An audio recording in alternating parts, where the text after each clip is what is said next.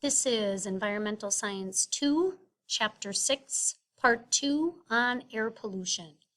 In this portion of the video lecture, we will be discussing the effects of air pollution on human health and acid precipitation. Air pollution can cause a lot of serious health problems. Generally, the very young or very old, and those with some compromised immune systems or respiratory systems are most affected by air pollution. There's a couple of different conditions that may possibly be caused by long-term exposure to air pollution, or the conditions are aggravated or irritated by air pollution. Bronchitis is one of those conditions. What happens with bronchitis is the tubes in your lungs that are called bronchi, those get very irritated due to the particulates in the air, and that irritation will cause a mucus buildup. And so it becomes very hard for someone with bronchitis to take deep breaths in and out because the tubes that are providing the air to their lungs have this blockage. And again, that can be exaggerated by the effects of air pollution. Asthma is another condition that there is research going into currently, whether or not some forms of asthma are solely attributed to long-term exposure to air pollution. But usually asthma is another one of those conditions that's agitated by the effects of air pollution. There's more bronchial irritation and inflammation, and you get that mucus block as well. So it becomes very difficult for a person with asthma to get deep breaths in and out. Emphysema and lung cancer is another type of disorder and condition that can be attributed to or made worse by air pollution.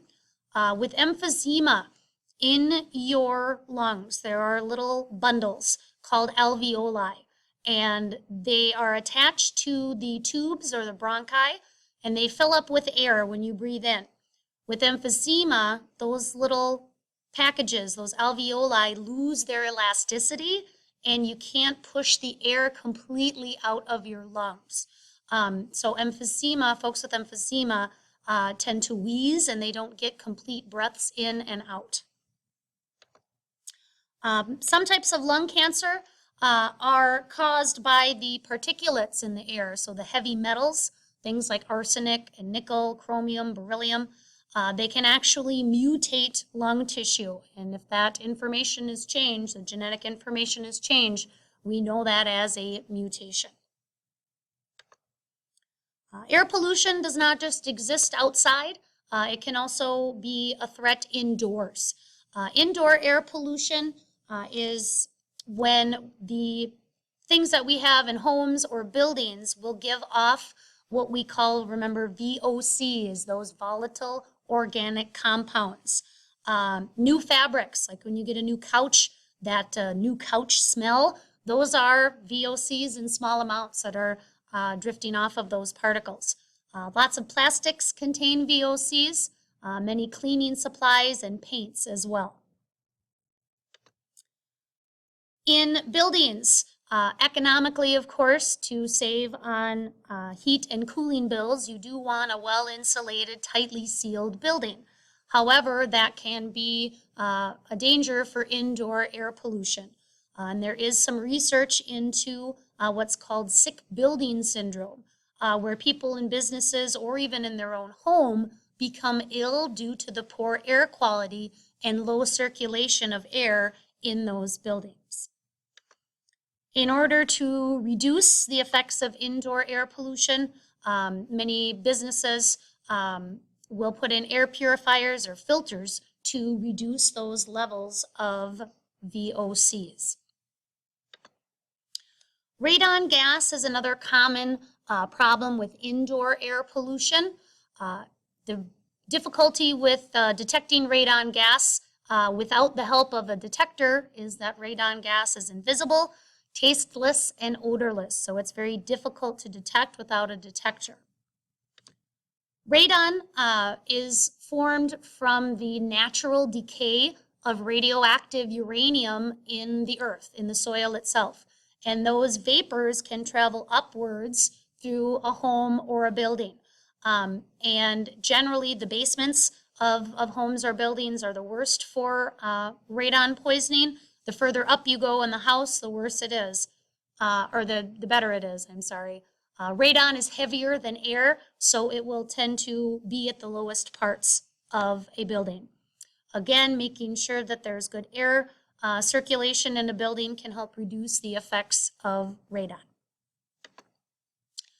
Asbestos is a building material that was used for many years and is still continued to be used today.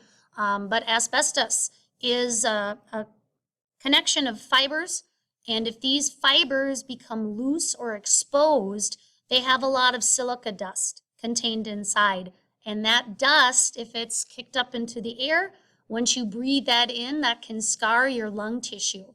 And asbestos exposure, long-term exposure to this, with scarring of lungs can actually lead to heart failure. In 1986, the EPA passed the Asbestos Hazard Act, which required the removal of all exposed asbestos in public buildings and schools. Not to say that asbestos is not still used, but in the construction process, the asbestos has to be completely covered. And during a remodeling process, if that stuff becomes exposed, they have to then remove it. Acid precipitation is another result of air pollution.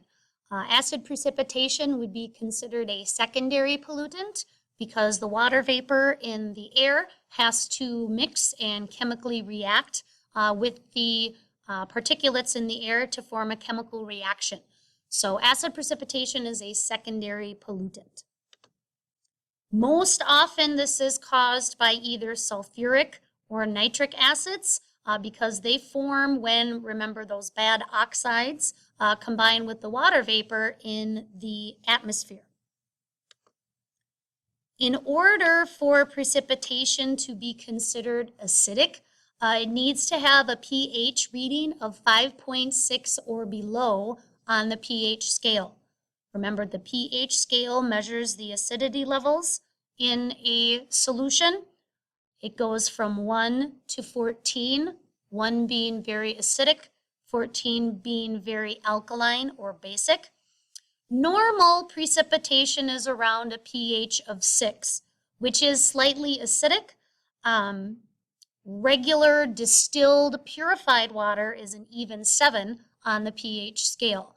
So remember, the pH scale is logarithmic, much like the Richter scale for earthquakes. So a very small change in numbers means a very large jump in a pH. Some effects of acid precipitation. Remember, all organisms have what we call a range of tolerance. Everything in an ecosystem can deal for a very short time with changing conditions. But organisms in an ecosystem cannot adapt to very high pH levels on the long-term basis. Sometimes what ends up happening in the springtime is because of acid precipitation, doesn't necessarily have to be rain, it can also be snow. And during the springtime, when we have that influx of water coming into ecosystems from snowmelt and spring rains, we can get what's called acid shock. And that will, in some cases, kill many organisms in an aquatic ecosystem. When the pH levels get too low, those organisms can't adapt and they die. In order to fix the problem, or at least reduce the high levels of, or low levels rather, of pH, you can add lime, which is made of calcium carbonate, and that can treat the affected water and neutralize the acidity levels. Generally, the cause of air pollution or acidic precipitation is air pollution. What tends to happen is the areas that are the biggest violators of the air pollution end up not receiving the back end of the acid precipitation. So air pollutants can actually be released in one area, but other areas may be receiving the acid rain. So this can cause some international problems as well as national problems as well. In the 80s, there have been a lot of different international protocols and declarations that have been made to reduce the amount of emissions, to not only reduce air pollution, but also acid precipitation. So in 1985, the United Nations in Helsinki, that was the conference to discuss cutting sulfur oxide emissions by 30% over 10 years. The U.S. did not agree to assign that declaration. The problems with international conferences dealing with global concerns is that there's no global president, so nations will decide to do what they want. In 1988, the UN tried again with the Sophia Protocol, taking a look at nitrogen oxide emissions, which were found to be more harmful than sulfur dioxide emissions, to reduce those, and the U.S. did sign that protocol. There are still protocols and declarations being done today.